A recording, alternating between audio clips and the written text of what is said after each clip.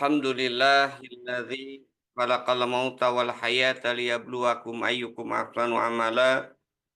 Asyhadu an la ilaha illallah wahdahu la syarikalah wa asyhadu anna sayyidana Muhammadan abduhu wa rasuluh alladzi la nabiyya ba'dah. Allahumma shalli ala Muhammad sayyidil mursalin wa imamil muttaqin wa ala alihi wa sahbihi wa man da'a bi da'wati ila yaumil qiyamah amma ba'du. Faqala Allah Ta'ala fil Qur'anil Karim, A'udzu billahi minasyaitonir rajim. Bismillahirrahmanirrahim. Afatu'minuna bi badil kitab wa takfuruna bi ba' fama jaza'u may yaf'ala dzalika minkum illa khizyun fil hayati dunya wa yaumal qiyamati yuradu ila asyadil azab al-ayah. Wa qala Rasulullah sallallahu alaihi wasallam, "Man 'amila amalan laisa alaihi amruna fahuwa raddun." Al-hadis. Bapak Ibu sekalian, jamaah syiar malam rahimakumullah. Alhamdulillah malam ini kita bisa bertemu kembali ya dalam keadaan insyaallah sehat walafiat dan bersyukur kita pada Allah Subhanahu wa taala karena masih diberikan berbagai nikmat ya, terutama nikmat ya yang terbesar tidak lain adalah keistiqomahan kita dalam menjalankan syariat-syariat Allah Subhanahu wa taala. Salah satunya adalah kegiatan malam ini kita kembali bertemu dalam kajian pembahasan kitab kritik terhadap pemikiran Barat. Pada malam ini bagian akhir dari subbab kritik terhadap pemikirannya, metodenya, gitu ya, metode berpikir yang terkait dengan konsepsi kebenaran ya, dan kekeliruannya dalam perspektif Barat. Baik, kita lihat ya dari topik malam ini ya. Jadi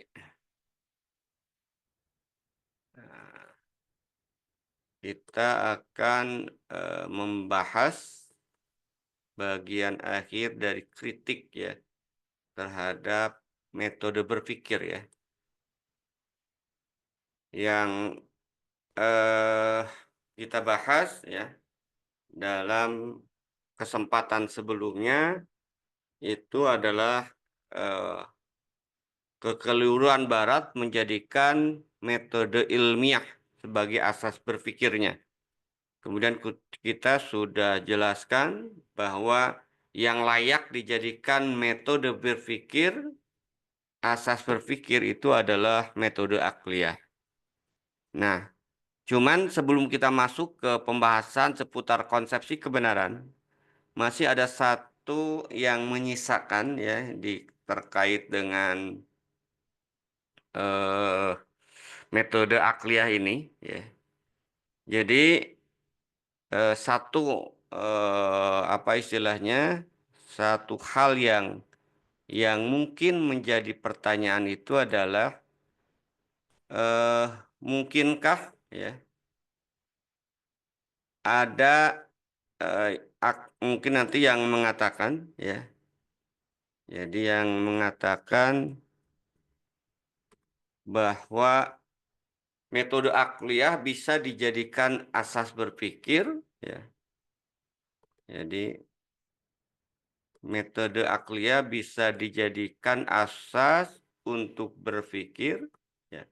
Padahal di dalamnya itu masih ada beberapa yang mungkin kalau kita tidak detilkan atau tidak pahami akan menghasilkan kesimpulan yang keliru gitu kan.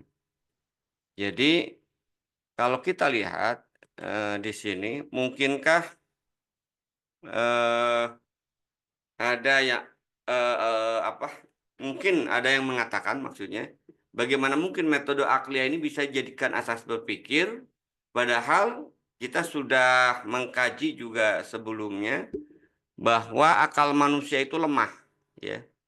Akal manusia itu kurang, akal manusia itu terbatas sehingga jelas tidak mampu mendefinisikan baik dan buruk, terpuji dan tercela. Jadi di pembahasan sebelumnya ketika kita mengkritik terkait dengan metode barat, ya, metode ilmiah barat yang dia eh, berfokus kepada akal atau bahkan menjadikan akal itu sebagai Tuhan, ya, kita katakan bahwa ya akal manusia itu lemah, akal manusia itu kurang, akal manusia itu terbatas dan memang tidak akan mampu mendefinisikan baik dan buruk serta terpuji dan tercela. Tapi kenapa kok itu bisa dijadikan asas berpikir itu kan? Nah, ini akan kita jawab itu. Atau dengan kata lain, bagaimana bisa dikatakan akal sebagai asas berpikir manusia? Setelah itu kemudian dikatakan bahwa ada kekuatan selain akal. Artinya akal tunduk kepada kekuatan selain akal. Kalau akal tunduk kekuatan kepada selain akal berarti, nah itu. Mereka mengatakan nggak layak juga akal itu dijadikan sebagai asas berpikir. Gitu kan. Nah, untuk itu kita lihat jawabannya di dalam kitab ini. Ya, jawabannya itu ada 3 poin. Jadi dijelaskan dalam kitab tersebut ya kritik terhadap pemikiran Barat ini atau Naqdul Fikri Al-Gharbi Ar-Sumali ya. Ada 3 jawabannya itu kan. Yang pertama adalah akal itu adalah asas yang mampu membuktikan ada kekuatan itu. Jadi kenapa akal metode berpikir akliyah bisa dijadikan asas berpikir? Ya karena memang hanya dengan akal ya.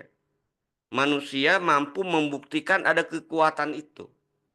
Jadi dengan kata lain, akal membuktikan bahwa di balik alam semesta, manusia dan kehidupan, ya, itu ada pencipta yang menciptakan semuanya. Itu tidak lain adalah Allah Subhanahu wa Ta'ala. Jadi ini poin yang pertama. Jadi sebenarnya tidak ada yang kontradiktif, ya kan? Jadi tidak ada yang kontradiktif ya dengan hal yang tadi ya.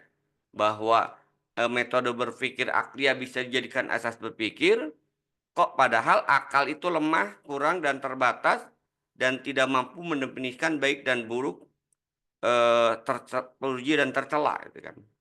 Nah, betul memang akal manusia tidak akan mampu menentukan baik dan buruk, terpuji dan tercela. Tapi akal itu adalah mampu membuktikan ada kekuatan itu, gitu kan. Jadi akal nanti tunduk pada kekuatan itu. Kekuatan itu tidak lain adalah Allah Subhanahu wa Ta'ala. Jadi manusia mampu menjangkau, membuktikan bahwa di balik alam semesta, manusia dan kehidupan ada yang menciptakan itu semua yang tidak lain adalah Allah Subhanahu wa Ta'ala. Kemudian yang kedua juga secara akal ya, juga kita bisa membuktikan bahwa manusia adalah makhluk yang tidak mampu menentukan sistem yang mengatur hubungan dengan penciptanya. Jadi kalau ini diserahkan kepada manusia maka akan berbeda-beda gitu kan. Makanya kalau kita lihat dalam konteks aliran animisme dan dinamisme itu kan cara mereka kemudian berkomunikasi dengan Tuhannya itu akan berbeda-beda itu kan. Dan pada akhirnya mereka tidak sampai kepada Tuhan yang sebenarnya gitu kan. Kenapa? Karena akal manusia nggak bisa membuat aturan bagaimana cara berhubungan dengan Tuhannya. Bagaimana cara beribadah dengan Tuhannya. Ya. Dan itu harus kemudian disampaikan oleh Sang Pencipta kepada manusia. Gitu kan. Nah yang ketiga, fakta juga membuktikan bahwa akal itu tidak mampu ya. Jadi akal juga membuktikan ketidakmampuan makhluk atau manusia dalam membuat sistem yang sempurna yang di dalamnya tidak ada kontradiksi, variasi, dan perbedaan. Dan faktanya seperti yang pernah kita jelaskan, kalau aturan diserahkan kepada manusia, itu sangat kontradiktif, perbedaan, bahkan yang lebih parahnya itu menimbulkan ketidakadilan dan kezaliman. Hari ini kita saksikan, bagaimana mungkin orang yang korupsi 300 triliun, itu dihukum 6,5 tahun, sementara nenek-nenek yang mencuri hanya sebatang kayu, itu kan dihukum 1 tahun. Ya. Bahkan kadang-kadang, atau pencuri ayam, ya dipukuli, gitu kan, bahkan bisa bonyok, gitu kan. Sementara koruptor, dia yang mengkorupsi sampai 300 tahun, itu aman, bahkan dia bisa senyum-senyum saja. Ini kan jelas sebuah fakta yang tidak bisa dipungkiri bahwa hukum buatan manusia itu adalah hukum yang sangat tidak bisa kemudian mewujudkan keadilan, ya. Jangankan bicara tentang keadilan tadi kan, atau sesuai dengan fitrah manusia. Justru yang sebaliknya itu adalah menunjukkan adanya kezaliman dan kesewenang-wenangan, ya kan. Nah, dari sinilah kemudian pada akhirnya kita bisa melihat, ya, bisa istilahnya itu mengambil kesimpulan dari 3 poin ini, membuktikan bahwa kebutuhan manusia terhadap Rasul. Jadi akal manusia tidak mampu menjangkau itu semua, ya.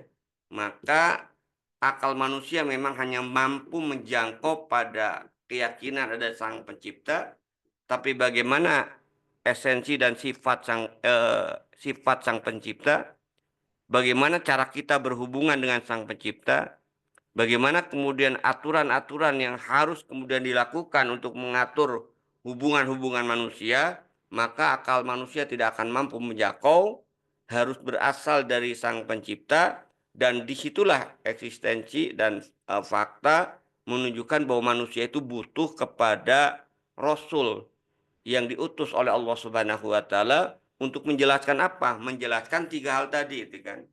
Menjelaskan sifat dan karakteristik Sang Pencipta, menjelaskan bagaimana tata cara berhubungan dengan Sang Pencipta, menjelaskan bagaimana cara, ya, mengatur atau membuat hukum untuk menyelesaikan problematika-problematika yang dihadapi oleh manusia.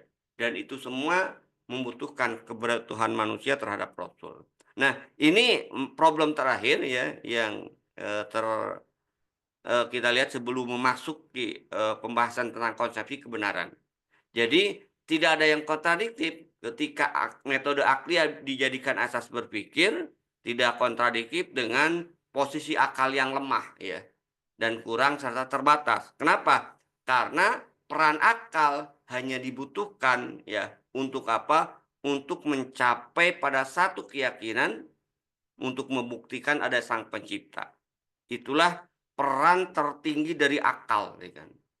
Jadi dia mampu membuktikan ada Sang Pencipta. Tapi bagaimana cara beribadah dengan Sang Pencipta? Bagaimana kemudian aturan-aturan untuk mengatur kehidupan manusia? Maka disitulah kita kembali ke konsep awal, akal manusia lemah dan terbatas, gitu ya. Baik, itu poin yang kedua, pertama. Kemudian kita masuk ke bagian akhir, ya, dari bab ini, yaitu kritik terhadap pemikiran Barat, ya. Itu terkait dengan konsepsi kebenaran, ya kan. Jadi konsepsi kebenaran. Kenapa kita bahas, ya? Karena kalau kita lihat di tengah-tengah kehidupan masyarakat, ya, itu masih ada pertanyaan-pertanyaan yang seolah-olah meragukan, ya kan. Ya, meragukan terkait dengan kebenaran yang bersifat pasti. Dan ini kalau kita lihat dengan metode ilmiah yang dikembangkan oleh Barat, ya. Kemudian ada kalau kita lihat sejarah dalam konteks Indonesia kan, sejak ilmuwan-ilmuwan Indonesia, cendekiawan-cendekiawan Indonesia banyak mulai belajar ke Barat, ya. Terjadilah sekularisasi, ya, terutama di dulu namanya IAIN, Institut Agama Islam Negeri, atau sekarang UIN, itu kan di awal tahun 78-an itu kan mulai mereka mengirimkan dosen-dosennya ke Barat, ya, untuk belajar Islam. Aneh juga itu. Nah, Barat tadi seperti yang saya katakan, yang sudah kita bahas sebelumnya, itu sangat mengagung-agungkan dan sangat menuhankan metode ilmiah. Nah, hasil dari metode ilmiah itu tadi salah satunya itu adalah kebenaran itu adalah bersifat dugaan. Kebenaran kemudian relatif, ya. Nah, akhirnya dosen-dosen dari dosen-dosen yang berlatar belakang Islam, ya, dosen-dosen UIN kembali ke Indonesia, banyak yang kemudian menggunakan metode ilmiah itu untuk memahami hukum syara, untuk diterapkan dalam konteks agama itu kan. Maka muncullah pernyataan mereka, tidak ada kebenaran yang pasti. Ya. Jadi semua kebenaran itu relatif. Ya. Sehingga kebenaran itu tergantung individu, tergantung kelompok. Ya. Sehingga sering ada pernyataan itu kan benar menurut Anda. Ya. Benar menurut kelompok Anda. Gitu kan. Belum tentu benar menurut saya. Belum tentu benar menurut kelompok saya. Nah ini yang sering kemudian kita dengar. Ya. Dan pada akhirnya kalau kita lihat mereka sering mengatakan bahwa kebenaran itu tidak memiliki kriteria yang objektif. Jadi kalau kita lihat dari aspek ini ya, kebenaran dalam perspektif barat itu tadi kesimpulannya itu kan. Ada 3 poin ya, bahwa tidak ada kebenaran yang bersifat pasti, kebenaran bersifat relatif, berbeda antara individu atau kelompok atau waktu tertentu. Sekarang bisa benar, besok bisa salah gitu kan. Kebenaran tidak memiliki kriteria yang objektif. Nah, lalu pertanyaannya adalah bagaimana metode akliyah bisa memberikan kebenaran yang definitif? Kalau metode akliyah bisa memberikan kebenaran yang definitif, berarti itu hanya sekedar dogma. Itu menurut mereka gitu kan. Bagaimana mungkin metode akliyah bisa dijadikan asas berpikir dengan argumentasi kepastian atau sesuatu yang qot'i gitu kan. Padahal faktanya tadi, menurut mereka tidak ada kebenaran yang pasti, kebenaran bersifat relatif, dan kebenaran tidak memiliki kriteria yang objektif. Seolah-olah menurut mereka kebenaran itu sesuatu yang subjektif. Nanti kita bahas ya. Nah, baik kita lihat ya kan. Nah, kenapa kemudian seperti ini persepsi Barat? Kalau kita lihat untuk menjawab hal tersebut, ya, di dalam kitab ini dijelaskan ada 2 yang harus kemudian kita dudukan perkaranya, gitu kan. Harus kita pahami dengan benar, gitu kan. Yang pertama adalah kita harus mampu menjelaskan, mendefinisikan tentang realita kebenaran. Jadi orang-orang barat itu ketika mendefinisikan tentang kebenaran itu pinter kebelinger gitu kan. Yang sederhana dibuat rumit ya kan. Ya. Akhirnya ya salah gitu kan. Sama seperti di kita itu kan. Kalau urusan sesuatu yang bisa dipersulit kenapa harus dipermudah gitu kan. Seolah seperti itu. Konsep kebenaran yang sebenarnya sederhana itu dibuat rumit oleh mereka. Nah, yang kedua adalah yang harus kemudian didudukan itu bagaimana membedakan hasil penilaian akal yang bersifat pasti atau qot'i dan hasil penilaian akal yang bersifat zonni itu kan, spekulatif atau yang relatif. Kita lihat yang pertama itu kan. Ya, terkait tentang realita kebenaran. Ya, seperti yang saya katakan tadi ya. Kalau kita perhatikan kebenaran itu sebenarnya itu sederhana. Sesuatu konsep yang sederhana, ya. Kebenaran, fakta keberadaan kebenaran, maaf, pada semua manusia, baik disadari atau tidak oleh mereka, sebenarnya adalah kesesuaian penilaian atau pemikiran dengan realitas yang ditunjukkannya. Coba kita lihat di gambar sebelah kanan, Bapak Ibu sekalian ya kan. Di situ ada gambar atau foto kuda. Ya. Jadi kalau kita lihat, ya, ketika ditanyakan kepada Bapak Ibu yang hadir ya di Zoom ini, ya, nggak akan ada yang berbeda. Ya. Semua akan menjawab bahwa di gambar yang saya tunjukkan di samping ya, di slide sebelah kanan slide ini, itu adalah gambar atau foto kuda. Gitu ya. Semua pasti sepakat. Nggak bisa dikatakan relatif. Ya. Kalau ada bapak ibu yang mengatakan di gambar yang samping itu adalah kucing, ya, maka matanya yang perlu diperiksa gitu kan. Gitu kan. Atau otaknya bahkan gitu kan, mohon maaf gitu kan. Kenapa? Karena nggak bisa diragukan lagi gitu kan. Bahwa gambar yang di samping itu adalah kuda. Foto yang di samping itu adalah kuda. Makanya kalau yang mengatakan bahwa yang dipoto samping itu anjing atau kucing itu tadi bisa jadi matanya harus diperiksa itu kan, bisa jadi memang otaknya sendiri itu kan. Artinya kalau kita lihat tadi kebenaran itu berarti ada yang bersifat pasti gitu kan, tidak relatif gitu kan. Ya.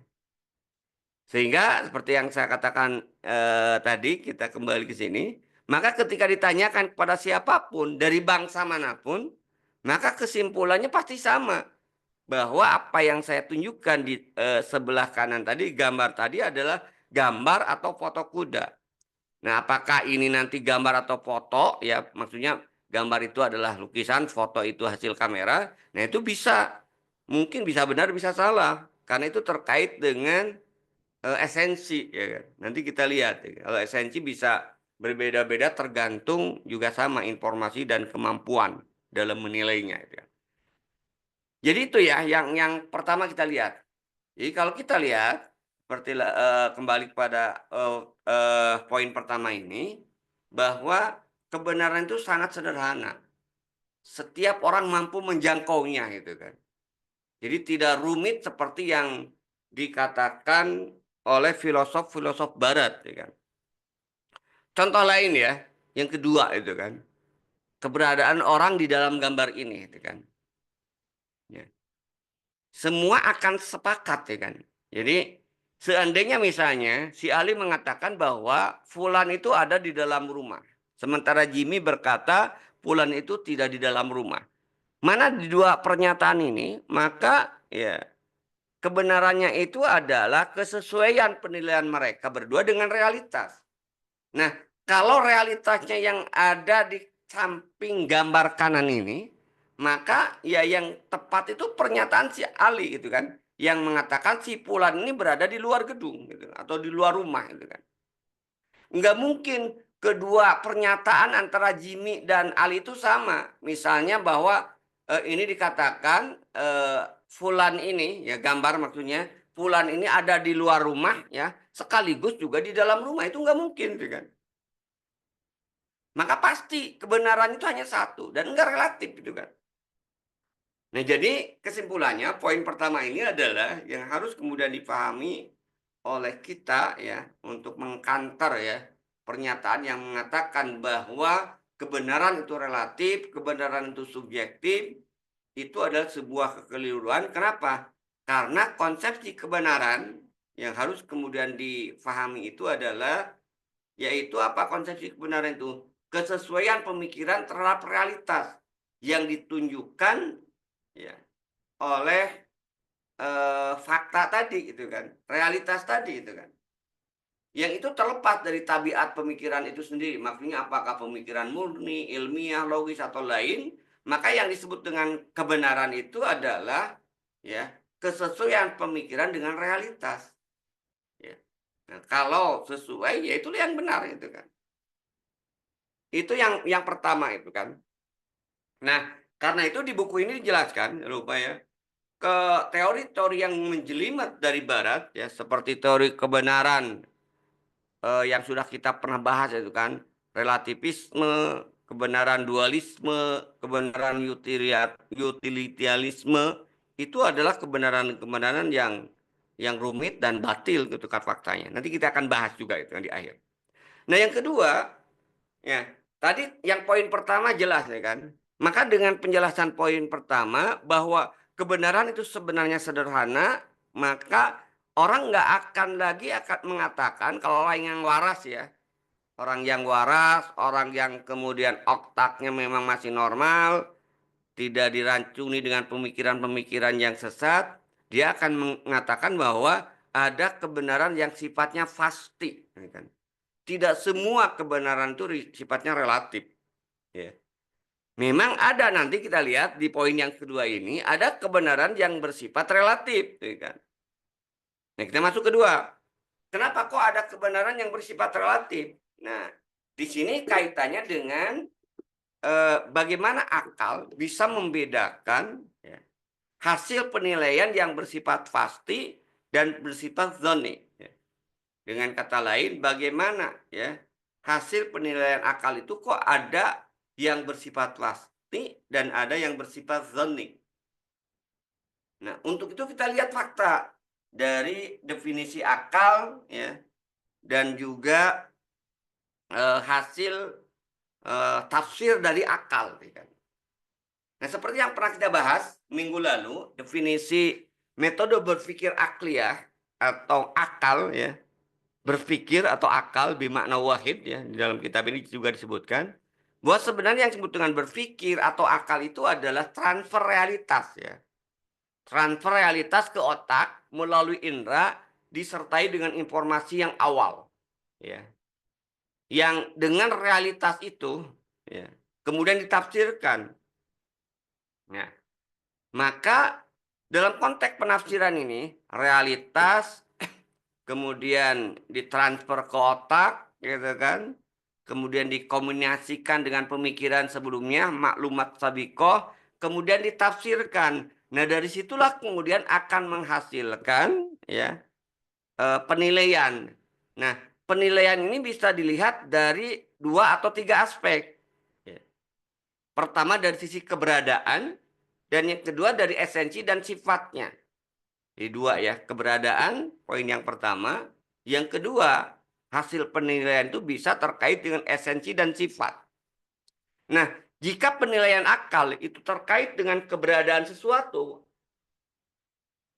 maka tidak diragukan lagi, itu bersifat qat'i dan yakin. Nah, seperti yang saya katakan tadi, kita contohkan tadi. Sekarang beralih gambarnya ke sebelah kiri, Bapak Ibu sekalian ya. Nah, contoh gambar di samping sebelah kiri itu adalah gambar atau foto kuda. Itu kebenarannya bersifat pasti. Ya. Karena berdasarkan akal kita ya, yang ada itu kan lewat indera dari otak kita nih, dari indera ini fakta gambar ini masuk ke otak kita ya. Kemudian ditafsirkan oleh otak kita bahwa itu adalah gambar kuda gitu kan. Ya. Karena kita sudah mendapatkan informasi sebelumnya itu adalah kuda. Dan benar fakta realitasnya itu gambar kuda. Bahwa kalau ada orang yang mengatakan di samping itu adalah gambar sapi, nah tadi yang salah itu otaknya atau yang salah itu informasi sebelumnya. Tidak menjadikan bahwa gambar yang ada di samping itu kebenarannya menjadi relatif. Enggak gitu kan. Kebenarannya pasti bahwa gambar yang saya tunjukkan di samping sebelah kiri ini adalah gambar atau foto kuda gitu kan. Jadi ketika ada yang mengatakan wah itu gambar sapi, misalnya anak kecil dikasih tahu bahwa itu sapi, itu bukan menunjukkan kebenaran itu kemudian menjadi relatif. Jadi kesalahan aja gitu kan. Ya. Jadi yang benarnya yang pasti bahwa gambar sebelah kiri itu adalah kuda. Gitu kan. Nah, itu kalau bicara ya hasil penilaian akal kaitannya dengan keberadaan eksistensi ya. Maka hasilnya tidak diragukan lagi itu bersifat qat'i, bersifat yakin. Tapi beda jika penilaian itu berkaitan dengan esensi atau sifat, maka hasilnya itu baru dugaan yang sifatnya spekulatif dhanni, ya kan? Yang sifatnya relatif. Kenapa bisa menghasilkan apa istilahnya itu? Hasil penilaian yang relatif karena tergantung ya, tergantung kemampuan akalnya di sini gitu kan. Tergantung juga informasi sebelumnya, tergantung kemampuan dalam menganalisis ya fakta yang ada itu ya. Kita contoh lagi ya, kita aplikasikan contoh yang sebelah kiri. Tadi disebutkan bahwa kalau bicara tentang gambar ini adalah gambar kuda itu hasilnya pasti. Tapi ketika kemudian ditanya ya, dianalisis lebih lanjut, apakah kudanya itu kuda Sumbawa ataukah kuda Australia? Ini bisa benar bisa salah. Tergantung gitu kan pengetahuan. Saya nggak bisa menentukan ini. Coba dugaan aja. Ini yang tinggi itu kuda Sumbawa. Padahal belum tentu juga. Gitu. Nggak tahu benar atau salah. Baru relatif. Atau misalnya itu kan. Apakah gambar kuda ini gambar kuda jantan atau gambar kuda betina? Foto kuda jantan atau foto kuda betina? Itu bisa relatif. Gitu kan. Relatif kenapa? Ya karena tadi eh, kemampuan untuk menganalisis ya, pengetahuan yang mungkin berbeda. Mungkin bagi orang yang sudah memahami ciri-ciri dan karakteristik kuda Sumbawa misalnya, Dia bisa menebak, walaupun sampai tadi tidak sampai pasti juga, bahwa kuda ini kuda Sumbawa, ya. Ini contohnya. Nah, kesimpulan apa yang bisa kita ambil dari poin yang kedua ini, adanya kemungkinan dugaan zon dalam beberapa hukum dan pemikiran, ya, ini tadi, ini kan dugaannya itu kuda Sumbawa atau kuda Australia, atau jantan atau betina, kita dugaan ya kan. Ini tidak berarti menafikan bahwa gambar ini adalah gambar kuda, gitu kan. Jadi ketika ada sesuatu yang zon, sesuatu yang relatif, tidak menafikan sesuatu yang bersifat pasti. Yang relatifnya tadi, apakah ini kuda Sumbawa atau kuda Australia, gambar ini, itu relatif, tergantung gitu kan. Atau apakah gambar kuda atau betina, ini kuda jantan atau betina, itu relatif. Tapi keberadaan kuda yang gambar ini relatif tadi, tidak menafikan bahwa gambar ini adalah gambar kuda gitu kan. Eksistensi gambar kudanya itu tetap, itu tidak bisa dinafikan. Artinya tadi dengan kata lain, ada kemungkinan dugaan atau zon dalam beberapa hukum dan pemikiran itu tidak menafikan adanya kebenaran yang pasti, kebenaran yang qat'i yang mengharuskan akal menerimanya.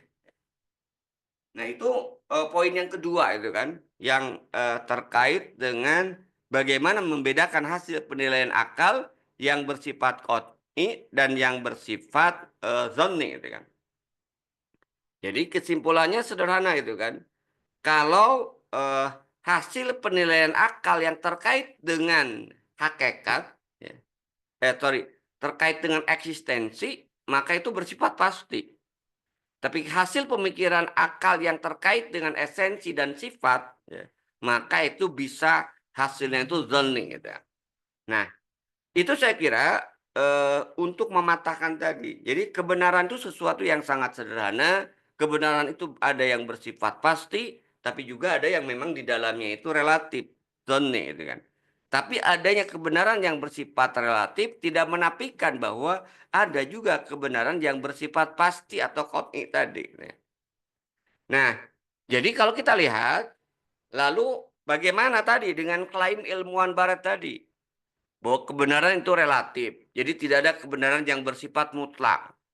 Bahkan ada yang mengklaim bahwa kebenaran itu ganda. Jadi ada kebenaran biasa, hakikoh alniyah, dan ada kebenaran besar, hakikoh kubro. Nah ini seperti yang disampaikan oleh salah seorang fisikawan ya kan, dari barat ya kan, yang dicuplik dalam kitab ini. Nah, klaim ini jelas batil ya. Batil kenapa? Karena kebenaran adalah tentang eksistensi. Jadi kebenaran itu bukan tentang sifat ya. Kebenaran itu tentang eksistensi yang itu adalah pasti ya, bersifat mutlak. Ya. Nah, kita lihat lebih lanjut ya penjelasannya ya. Jadi kalau kita lihat ya, eh, pendapat-pendapat dari ilmuwan barat ya yang terkait dengan konsep teori kebenaran yang membuat rumit ya. Sebelumnya sudah kita bahas ya, ada misalnya yang paling menonjol itu kan konsep teori kebenaran yang disebut dengan utilitarianisme. Nanti akan kita bahas itu kan di bagian ini gitu kan. Kemudian ada juga konsep pembenaran yang mereka sebut dengan relativisme, dualisme itu kan. Jadi di apa istilahnya? Di pemikiran-pemikiran banyak barat banyak sekali teori tentang kebenaran. Tapi yang akan kita kritik, yang dikritik khusus di dalam kitab ini adalah teori kebenaran yang didasarkan pada filsafat utilitarianisme gitu kan. Atau yang melahirkan pragmatisme itu kan. Jadi utilitarianisme atau pragmatisme itu kan. Jadi apa konsep yang kemudian dijelaskan dalam ini ya pemikiran ini.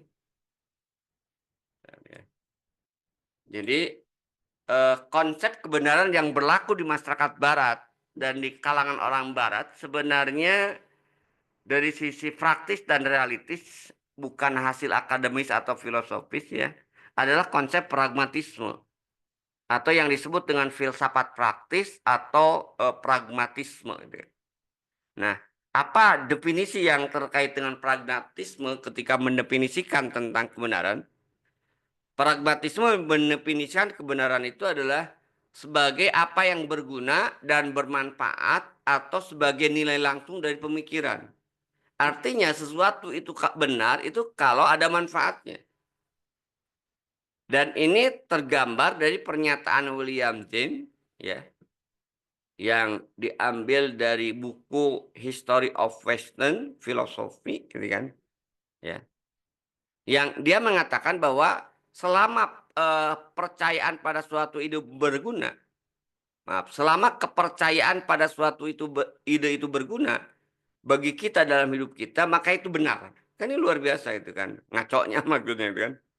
Jadi dia mengatakan bahwa selama kepercayaan kita pada suatu ide itu berguna ya, bagi kita dalam kehidupan, maka ide itu benar. Ya. Jadi kalau kita lihat dengan pragmatisme ini ya, melahirkan relativisme, membuat mereka menilai kebenaran sebagai sebuah ide dalam kadar pengaruhnya terhadap kehidupan dan kadar manfaat. Artinya apa? Benar itu kalau berpengaruh di dalam kehidupan dan ada manfaatnya. Kalau tidak ada manfaatnya, maka itu tidak benar. Nanti kita lihat ya. Nah, jelas kalau kita lihat konsepsi ini, ya, pandangan kebenaran dengan dasar pragmatisme atau utilitarianisme itu adalah pendapat atau pandangan yang salah, batil, gitu kan. Itu dari berbagai aspek. Ada 4 ya, kebatilan, kesalahan, pandangan kebenaran yang didasarkan pada teori pragmatisme. Dan ini kan kalau kita lihat politikus kita, bahkan masyarakat kita, mohon maaf saya kemarin baru keliling beberapa tokoh di Jawa Barat, ya. Mungkin Bapak Ibu juga sudah tahu misalnya eh, siapa yang menang di Pilkada Jawa Barat. Yang menang di Pilkada Jawa Barat itu adalah, mohon maaf, kalau dari sisi pandangan Islam, pribadinya ya, saya belum berbicara terkait dengan apakah dia menerapkan hukum Islam atau tidak dari dalam pemerintahannya tadi itu kan. Karena dua-duanya atau semua juga nyaris tidak akan ada ya calon yang mengkampanyekan eh, syariat Islam ya dalam ini. Tapi secara pribadi kan ada yang dia secara pribadi soleh dalam artian Islamnya, akidahnya itu kan. Tapi ada juga calon yang kemudian dalam pandangan Islam akidahnya itu rusak. Ya. Bahkan agamanya itu nggak jelas. Ya. Ngakunya Islam, tapi faktanya dia itu justru mengembangkan kemusyrikan yang dalam bahasa orang Jawa Barat itu adalah Sunda Wiwitan. Gitu kan. Nah, saya nanya ke beberapa tokoh itu kan kemarin keliling itu. Di sini siapa yang menang? Padahal kalau kita lihat, ya kan, eh, masyarakat pemilihnya bukan masyarakat yang bodoh.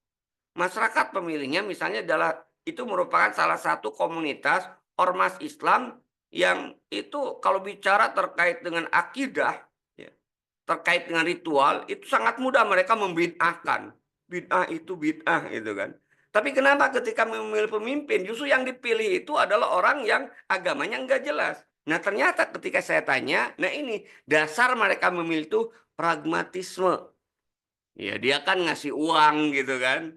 Dia kan ngasih sumbangan gitu kan. Jadi tidak lagi mendasarkan pemilihan itu, pemilihan mereka dalam konteks politik itu kepada indikator kebenaran yang menurut Islam. Mereka terbawa kepada pandangan pragmatisme ini yang saya kira berbahaya sekali sebenarnya itu kan. Nah, padahal kalau kita lihat, kalau orang berperilaku ya dan menjadikan sandaran kebenaran itu adalah pragmatisme tadi atau filsafatnya itu utilitarianisme, kita lihat itu ada 4 kesalahan yang mendasar terkait dengan pandangan kebenaran yang didasarkan kepada pragmatisme. Ya. Yang pertama kalau kita lihat, utilitarianisme itu terkait dengan orang, keinginan dan kecenderungan pribadi. Artinya kebenaran itu sangat individual. Sangat istilahnya itu sesuai atau tidak dengan kepentingan pribadinya. Ya. Contoh ya, nih. Jadi kita lihat kan tokoh-tokoh yang ada di atas. Jadi bisa aja dengan mudah memilih si fulan ya, ketika periode pertama ya, atau misalnya ketika ini menarik contoh itu kan, saya sebutkan ya, ada tokoh seorang dai ya yang juga eh, pendukungnya banyak. Ketika Pilpres dia mengatakan bahwa karena dia mendukung ya, pragmatismenya itu adalah ya, misalnya kan waktu Pilpres itu kan calon itu ada 3 kan, ada nomor 1, 2, dan nomor 3. Calon nomor 1 itu istilahnya itu ada calon di antara yang 3 itu yang bacaan sholatnya bagus, fatihahnya bagus gitu kan.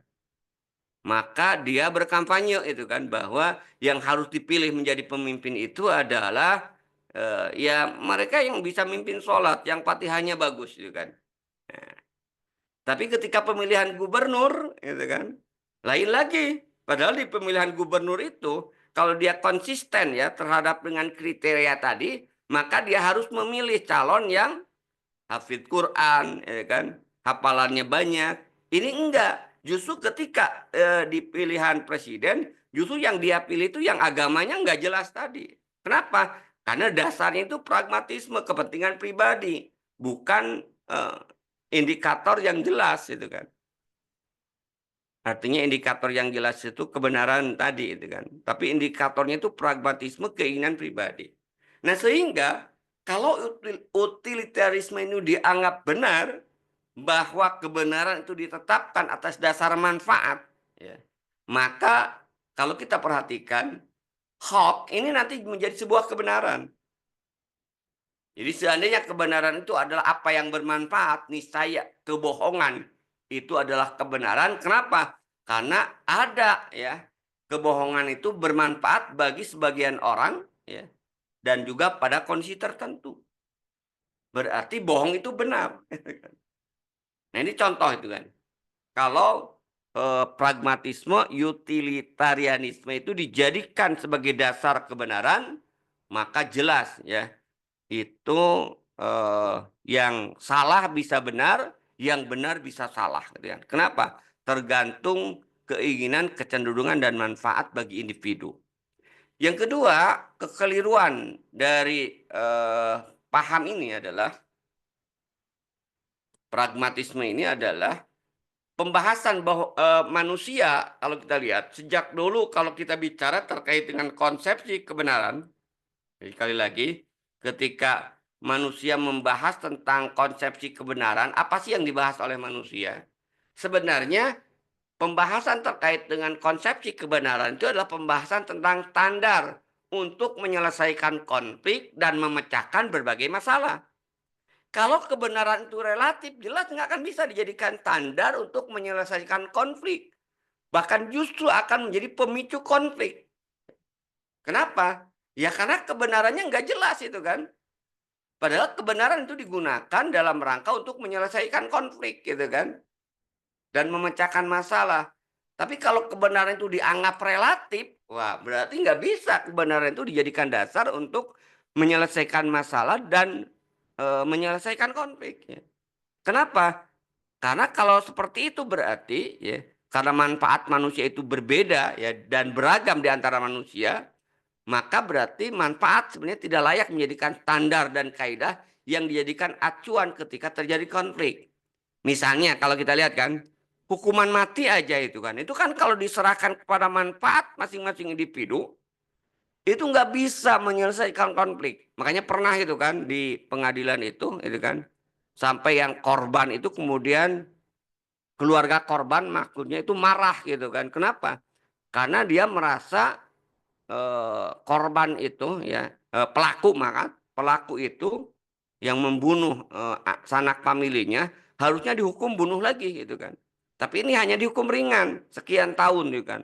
Nah dia marah gitu kan. Nah bagi kalau kebenaran itu diserahkan kepada masing-masing tadi, bagi keluarga korban maka menurut dia hukuman mati itu benar. Tapi bagi terdakwa ya yang membunuh, maka hukuman mati itu tidak adil. Jelas kan dari dua ini kita bisa melihat nggak bisa menyelesaikan konflik gitu kan. Padahal peran kebenaran itu harus digunakan untuk menyelesaikan konflik. Tapi kalau diserahkan kepada masing-masing pasti akan beda-beda.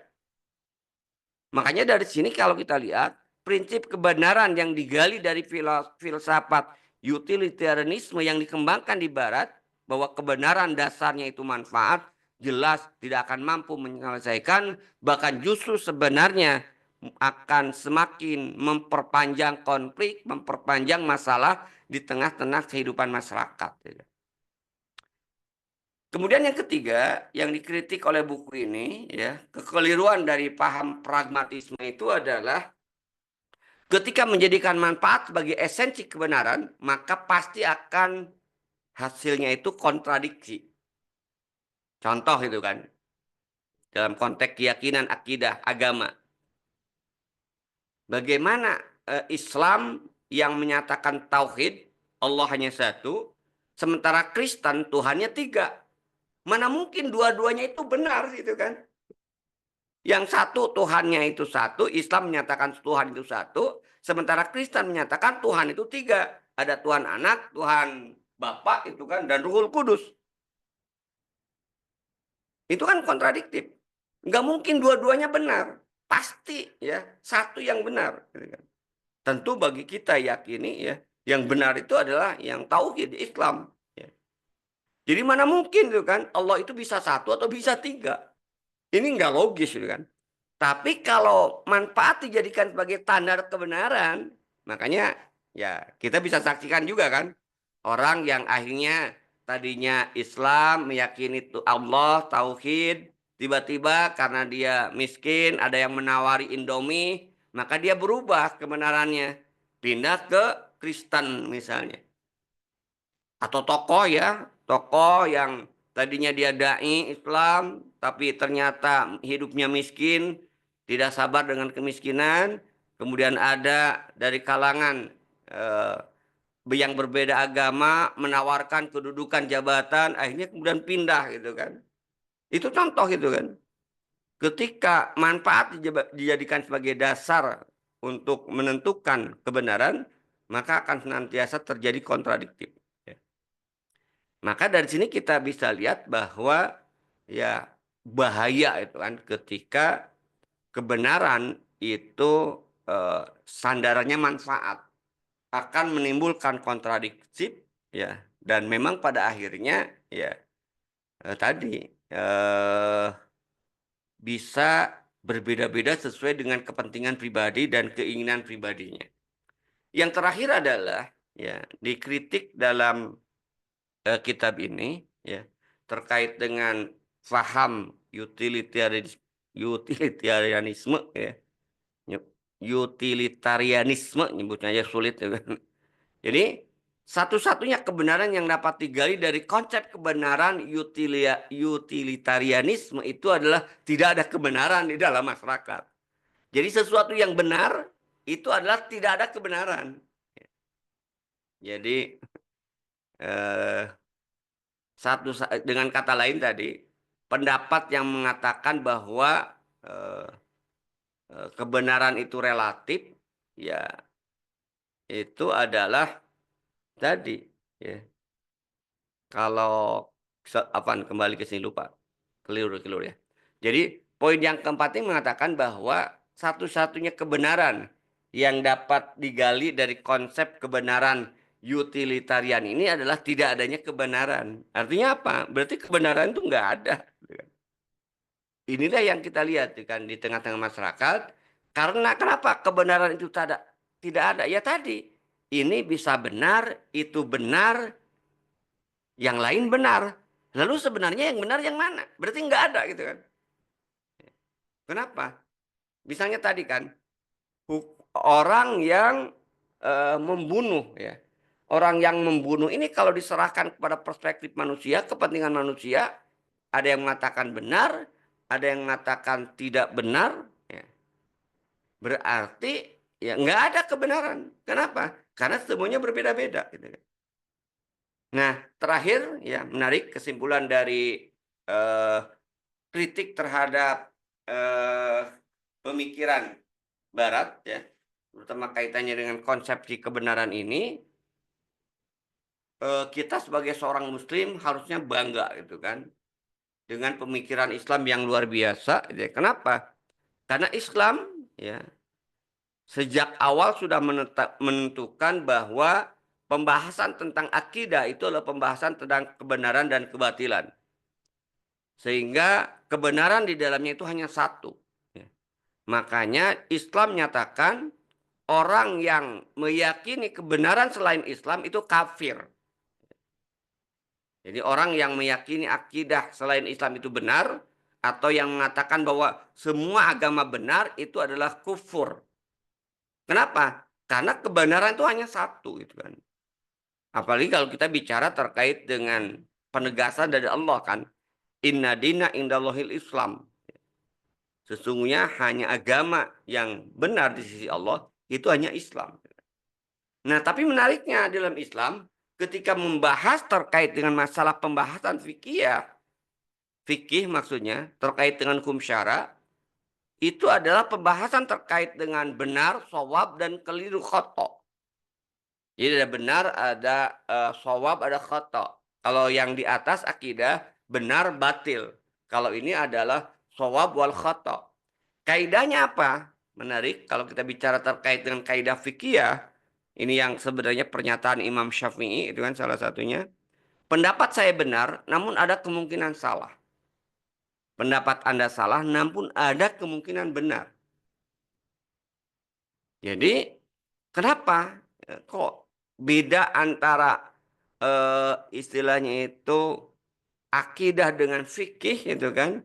Kalau akidah itu bersifat pasti, qot'i kebenarannya, sementara fikih ya sebagian pasti, sebagian ada yang relatif. Kenapa? Karena kalau bicara terkait dengan hukum syara tadi, penilaian terhadap esensi dan sifat. Sementara berbicara terkait dengan akidah, itu berbicara terkait dengan eksistensi.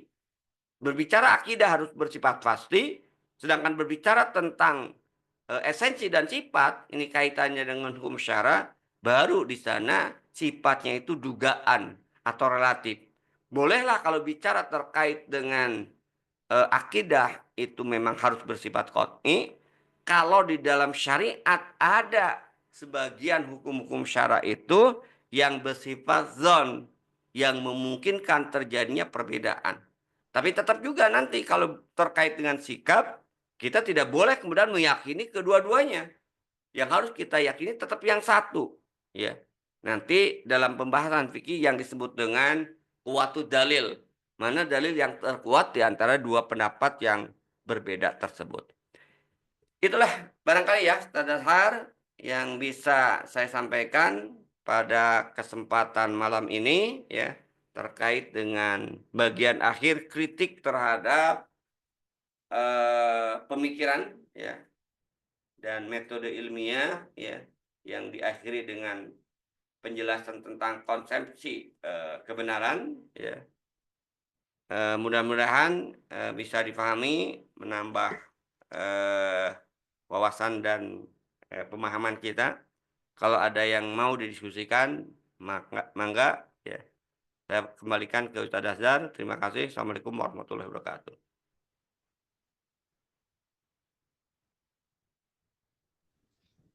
Ya, mohon maaf. Ya, alhamdulillah Bapak Ibu jamaah sekalian. Mohon maaf, kita tadi dapatkan bahwa relativitas kebenaran tadi ya, di pemahaman yang yang didengungkan atau dipropagandakan di tengah kaum muslimin menjadi persoalan sendiri buat kita. Alhamdulillah buat Bapak Ibu, insya Allah kita buka segmen tanya jawabnya buat Bapak Ibu yang ingin bertanya. Silakan gunakan kesempatan ini untuk bertanya. Buat Bapak Ibu yang ingin bertanya, silakan kirimkan pertanyaan ke kolom komentar atau yang mau berinteraktif juga bisa langsung kepada Ustadz. Ya, silakan nanti sebutkan namanya, apa poinnya ya. Alhamdulillah Ustadz, ini sudah ada 2 penanya di kolom komentar kita. Dari akun yang bernama ada Mbak atau Ibu Yaya Komariah dan juga Pak Norman. Ini dari Bu Yaya atau Mbak. Ustadz, bagaimana dengan Islam? Adanya ikhtilaf. Apakah itu adanya perbedaan menganalisa? Ini pertanyaan dari Bu Yaya Komariah, Ustadz. Mau Ya, satu-satu dulu, Ustadz, atau gimana? satu-satu dulu aja, Ustaz. Oke, siap. Silakan, Tad. Monggo, Tad. Pertama ya, terkait dengan ikhtilaf ya. Jadi perbedaan di dalam Islam itu ada ya. Ada, tadi sudah disebutkan ya di akhir pembahasan tadi bahwa perbedaan itu dimungkinkan itu terkait dengan hukum syara ya. Kenapa kemudian terjadi perbedaan dalam masalah hukum syara? Karena ketika berbicara terkait dengan hukum syara ya, sebenarnya bukan terkait dengan eksistensi, tapi berbicara terkait dengan sifat ya, terkait dengan rinciannya itu kan. Maka ini sangat tergantung kepada tadi kemampuan ya, kemampuan menganalisis. Karena kalau kita bicara terkait dengan ikhtilaf dalam hukum itu kan sumbernya Al-Quran dan Sunnah. Maka faktor yang bisa membedakan itu kemampuan dalam menganalisis terkait dengan nas ya. Yang kedua, kemampuan yang terkait dengan fakta juga. Ya. Ya. Jadi dua ya yang bisa kemudian menyebabkan perbedaan ya kan. Ini kan sudah rincian ya kan.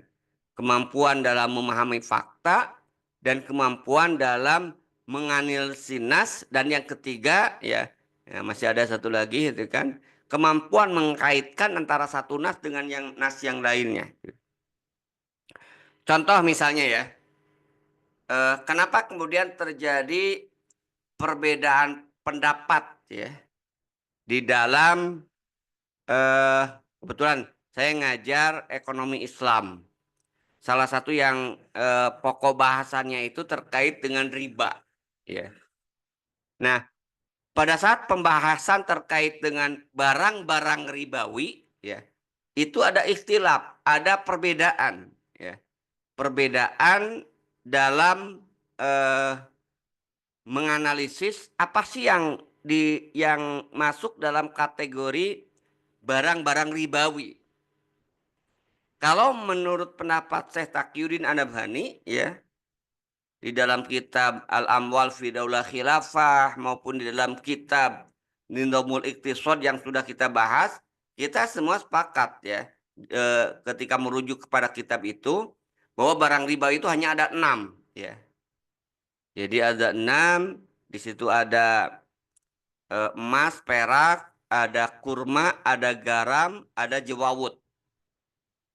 Nah, tapi ketika saya membaca buku yang lain, ada yang mengatakan barang ribawi itu bukan hanya 6, bisa dianalogikan, bisa dikiaskan. Kenapa bisa dikiaskan? Karena menurut mereka di situ ada intinya itu ada kurma. Ya. Kurma itu kemudian dipahami itu sebagai makanan pokok. Maka dianalogikan bahwa barang ribawi itu juga beras. Beras juga bisa digunakan sebagai barang ribawi. Kenapa? Karena menganalogikannya dengan kurma. Nah, kenapa orang kemudian mengambil kesimpulan seperti ini? Ya, karena ya bahasa saya itu dia bukan kurang cerdas dirinya, kurang teliti dalam menganalisis. Dari aspek bahasa, lugoh itu kan, maupun aspek nas yang lainnya itu kan. Dari sisi aspek bahasa misalnya, ya, Syekh Taqiyuddin menyebutkan kenapa hanya berlaku ya hanya untuk 6 saja. Ya. Jadi ketika menyebutkan barang ribawi itu hanya 6, ya, maka barang yang disebutkan di dalam hadis itu semuanya itu isim jamil. Nggak ada yang menggunakan isim mausuf, isim sifat. Kalau isim jamid itu tidak bisa diistimbat. Ya, di situ disebutkan kurma itu nggak bisa kemudian dianalogikan kepada beras. Kenapa? Karena yang disebutnya itu kurma. Tapi kalau yang disebutnya mungkin makanan pokok baru, berarti semua makanan pokok itu barang ribawi. Ini contoh ya. Jadi betul tadi seperti apa yang disampaikan oleh Mbak atau Ustazah ya bahwa perbedaan itu adalah perbedaan dalam menganalisa, kemampuan dalam menganalisa. Kemampuan menganalisa di apa istilahnya dipengaruhi juga oleh kemampuan ya dalam memahami bahasa ya dan juga kemampuan juga terkait dengan informasi-informasi yang lain yang saling mendukung terkait dengan hadis tersebut.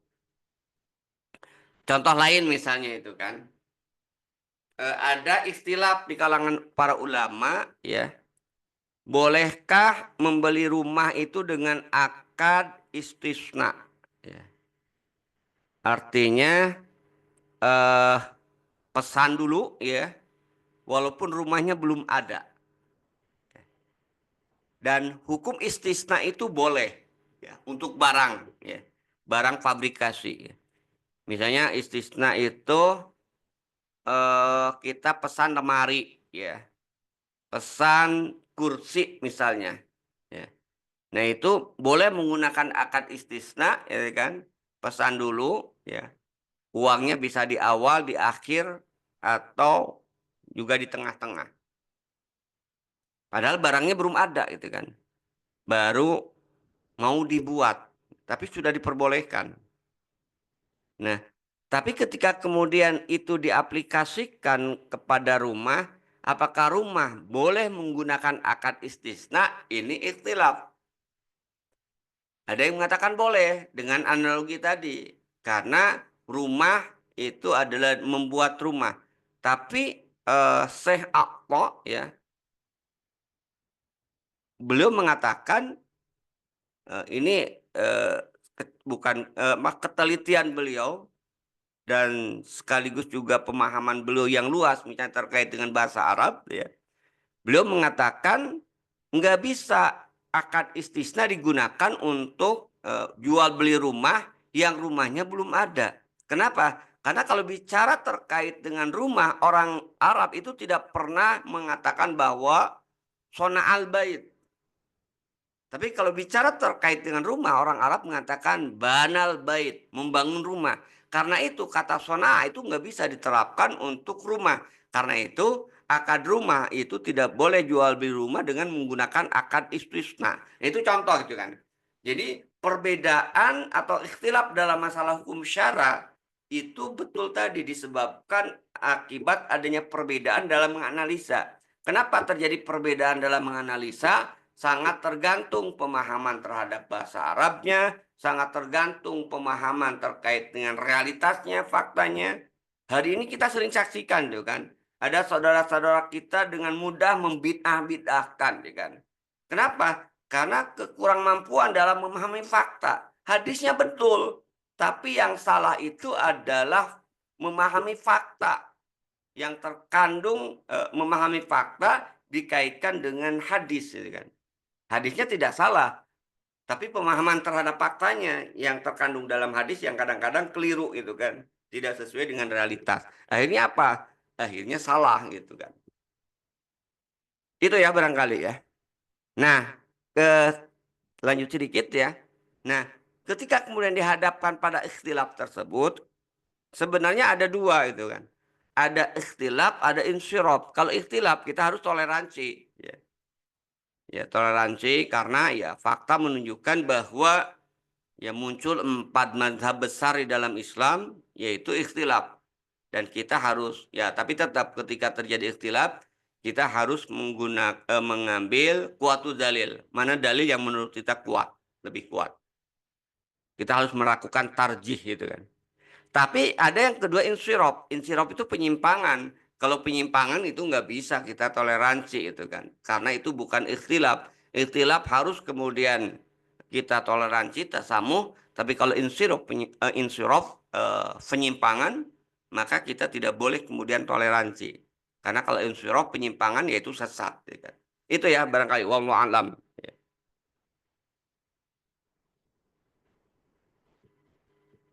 Itu Ustaz Azhar ya. Poin Ya, yang pertama. alhamdulillah. Syukur Ustaz. Ini mau Bu Iya ya, ya sudah ditanggapi. Nah, itu pertanyaan baru ya. Insya Allah kita minta ke Ustadz untuk pertanyaan tambahnya tadi. Kita masuk ke penanya selanjutnya Ustadz dari akun bernama Pak ini, Bapak Pak Norman. Baskara, bagaimana memahami konsepsi kebenaran untuk orang awam Ustadz? Apakah bertaklid? Nah, ini beliau menanyakan Ustadz. Mohon tanggapannya Ustadz. Ya, ini nanti sama dengan pertanyaan berikutnya dari Ustazah atau Ibu Yayah Komariah gitu kan. Walaupun mungkin lebih yang pertama terkait dengan akidah, yang kedua terkait dengan hukum syara itu kan. Nah, kalau terkait dengan kebenaran ya, memahami konsep kebenaran untuk orang awam itu juga harus ada dua itu kan. Ada konsep kebenaran terkait dengan akidah, ada akidah juga nanti ada rinciannya, ya. Ada yang pokok, ada yang kemudian cabang, ya, usul dan furu. Jadi dalam masalah akidah juga ada usul dan furu, itu kan. Nah, kalau terkait dengan masalah akidah pada perkara yang pokok maka nggak boleh taklid, ya. Kalau yang furu boleh taklid, ya kan. Makanya kalau kita meyakini Islam itu harus muncul dari keyakinan, nggak boleh taklid. Ya kan?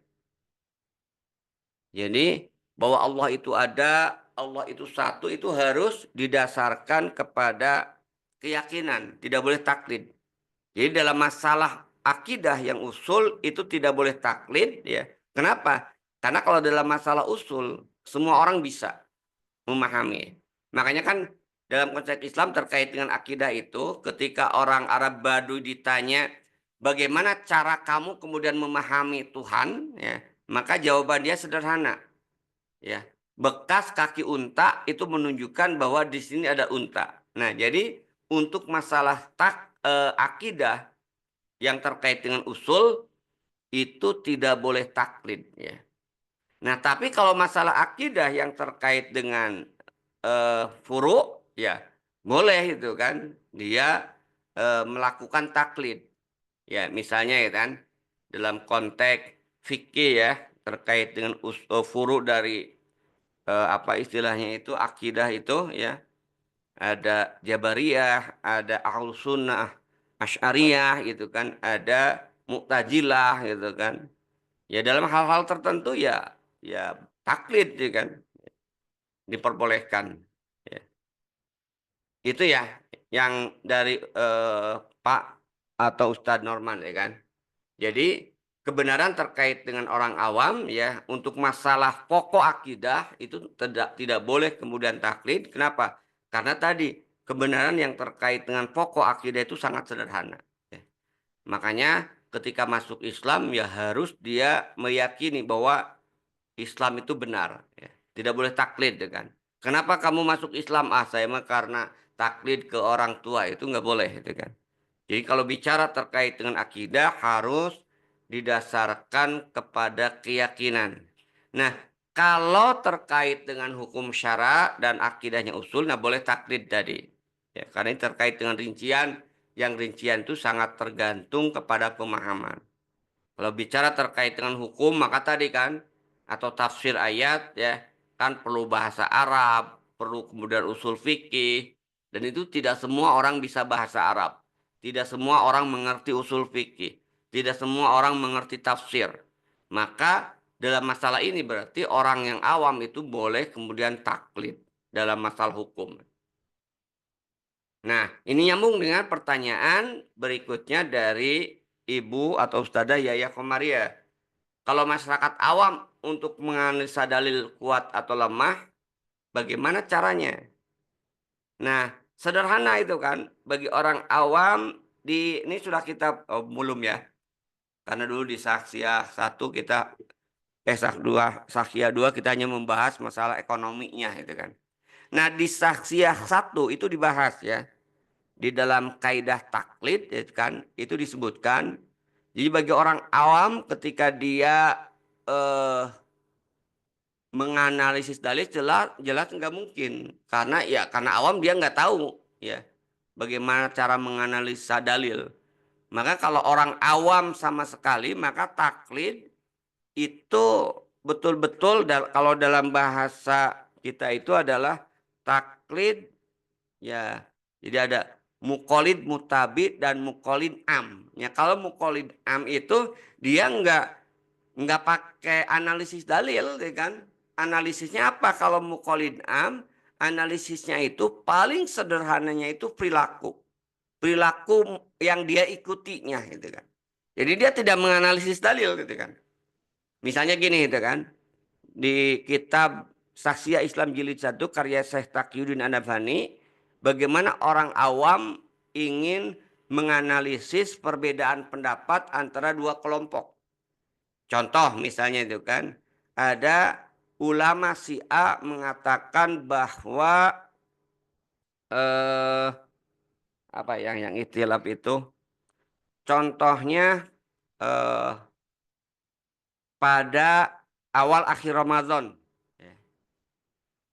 Awal akhir Ramadan, ya, apakah satu untuk seluruh kaum muslimin, istilahnya itu kalau bahasa fikihnya itu adalah matla ya, atau eh, kesatuan matla.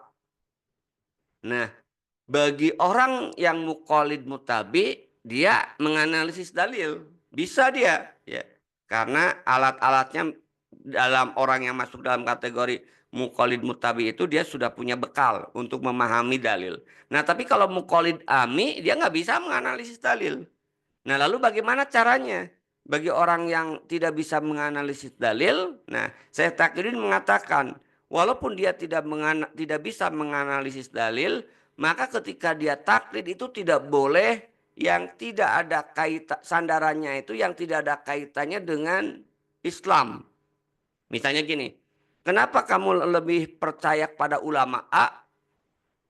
Kebetulan tetangga saya. Nah, itu nggak boleh gitu kan. Atau kebetulan dia good looking gitu kan.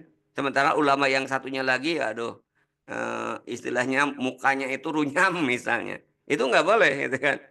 Apa yang menjadi sandarannya? Sandarannya terkait dengan kesolehan, terkait dengan hukum syara. Misalnya saya lebih memilih ulama A, ternyata ulama A itu dia mah tidak merokok gitu kan.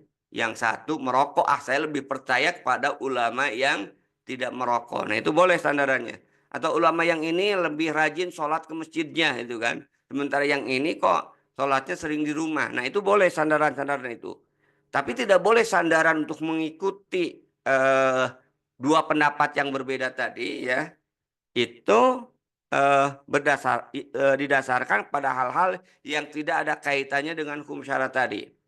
Kenapa pilih pendapat dia? Wah, iya, dia tinggi badannya semampai atletis itu kan. Sementara ulama yang satu ABK itu nggak boleh gitu kan. Ini contoh sederhananya aja kan. Nah berarti kalau kita mengikuti pendapat tadi ya, itu didasarkan kepada hal-hal yang sifatnya bukan syara, maka esensinya dia bukan mengikuti hukum Allah, berarti dia mengikuti hawa nafsu.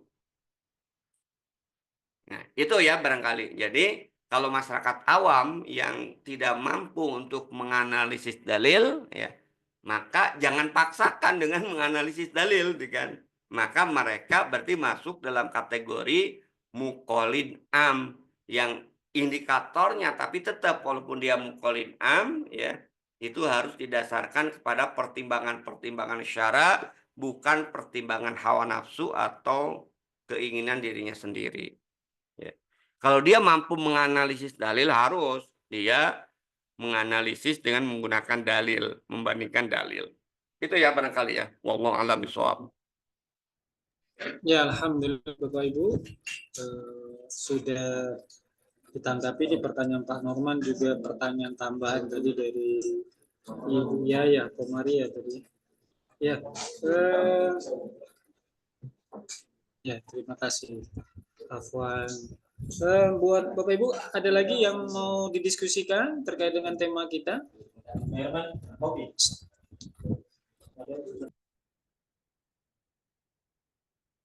Oke, Ustaz, untuk sebelum closing ini, Ustaz, sebelum closing statement, ada pertanyaan konfirmasi dari kami. Bagaimana umat Islam hari ini bisa terpapar, Ustaz, dengan cara berpikirnya Barat yang menjadikan relativitas kebenaran tadi, Ustaz? Apakah karena memang ini persoalan yang sangat fundamental sehingga kaum muslimin terjangkit persoalan yang semacam itu? Jadi benar itu relatif, jadi nggak ada benar mutlak. Jadi Islam itu tidak boleh mengatakan satu-satunya agama yang paling benar ataupun pendapatnya paling benar. Nah ini kok bisa muncul begini Ustaz? Mohon Ustaz sekali closing statementnya juga nanti sekali. Saya kira ada dua faktornya ya. Ada dua faktor orang yang mengatakan bahwa tidak ada kebenaran yang pasti, itu kan, semua relatif, ya. Itu faktornya itu dua yang saya lihat ya. Faktor pertama itu memang terkait dengan faktor ilmu, faktor sakofah. Ilmu dan sakofah yang terbatas bisa aja ya dia kemudian mengambil kesimpulan seperti itu. Atau juga karena memang dia didominasi oleh ilmu dan sakofah barat tadi. Yang dia kaji memang ilmu dan sakofah barat. Ya. Sehingga akhirnya ilmu dan sakofah barat itu yang menjadi acuan bagi dia itu kan dalam menilai kebenaran tadi itu kan. Jadi dia awam terhadap Islam ya. Atau kalau bahasa kita sejak awal tadi bahas ya di kemarin di kritik itu karena dia memang sudah terpengaruh dengan metode berpikir ilmiah yang dia gunakan untuk menilai baik terkait dengan sains maupun teknologi dan dia gunakan juga untuk menilai hukum syara atau agama. Nah, pasti orang yang seperti ini dia akan mengambil kesimpulan ya dengan ilmu yang dia dapatkan itu kebenaran itu ya relatif gitu kan. Nah, ini ya yang poin pertama. Nah, poin yang kedua ya, ini yang banyak sekarang terjadi urusan perut ya kan. Jadi orang mengatakan kebenaran itu relatif, bisa pindah-pindah kebenaran pragmatisme, urusannya terkait dengan urusan perut bahasanya.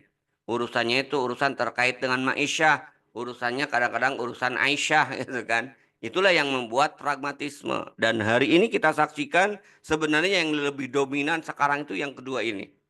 Jadi ketika kemudian mereka berbicara terkait dengan kebenaran, ya pilihan misalnya, ya rata-rata semuanya pragmatisme. Dan ini semuanya yang lebih berbahaya. Ini yang saya kira menyedihkan ya. Sehingga kalau urusannya urusan pragmatisme, urusan perut, maka ilmu itu nggak ada gunanya lagi gitu kan. Ya.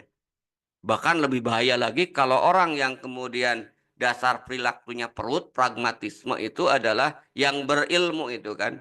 Kenapa? Karena dengan ilmunya dia akan menggunakan eh, segala cara untuk melegitimasi kebenaran yang dia melakukan legitimasi atas perbuatan yang dia lakukan ya kan.